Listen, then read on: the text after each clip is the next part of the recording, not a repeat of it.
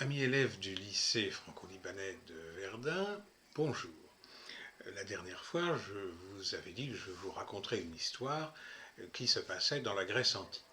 Eh bien, voilà, c'est l'histoire de deux peintres, Zeuxis et Parasios, qui étaient les plus grands peintres du 5e siècle avant notre ère, cette période bénie des dieux par le foisonnement intellectuel et artistique qu'elle a abrité.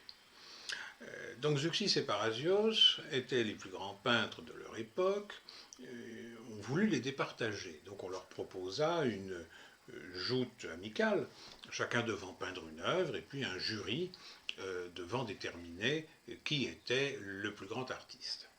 Le jour venu, on se réunit dans une salle, et le jury commença par examiner l'œuvre de Zeuxis, qui avait peint des raisins. Mais d'une manière tellement réaliste que les membres du jury se disaient mais on pourrait simplement tendre la main pour cueillir les grains, c'est tout à fait exceptionnel. À ce moment, un incident survint, des oiseaux entrèrent dans la pièce et ils se précipitèrent sur les raisins peints par Zeuxis et ils commencèrent à picorer la peinture. Et les membres du jury se dirent mais c'est vraiment extraordinaire. Zeuxis est parvenu non seulement à tromper notre regard, mais à tromper aussi le regard des oiseaux, dont le raisin est la nourriture.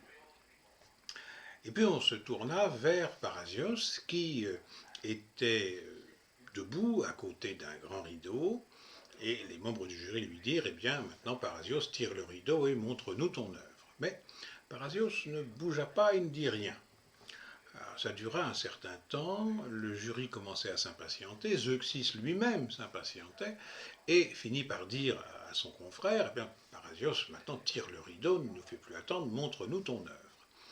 Et Parasios répondit simplement, mais je n'ai rien à faire, parce que mon œuvre la voici, et il montra le rideau qu'il avait peint sur un mur.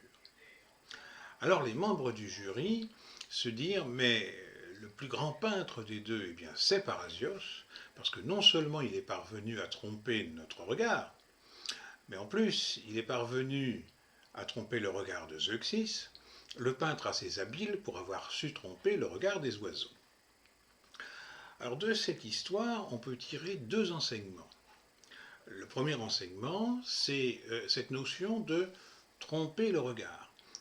L'œuvre d'art trompe notre regard puisqu'elle nous fait croire que nous voyons une réalité alors que nous voyons en fait une reproduction, en quelque sorte une fiction.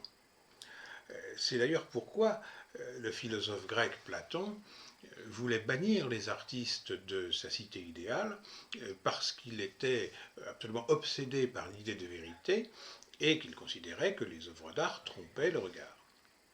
Et puis le deuxième enseignement, c'est celui dont nous parlons déjà depuis le premier épisode, c'est le fait que l'œuvre d'art ne peut pas se confondre avec la réalité, parce que personne ne put tirer le rideau puisqu'il était peint sur un mur, et les oiseaux finalement purent s'user le bec autant qu'ils le voulaient sur la peinture de Zeuxis, ils ne purent manger aucun grain de raisin.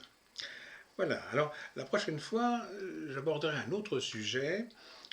Devant une œuvre d'art, devons-nous nous fier aux apparences ou bien devons-nous considérer que les apparences sont trompeuses?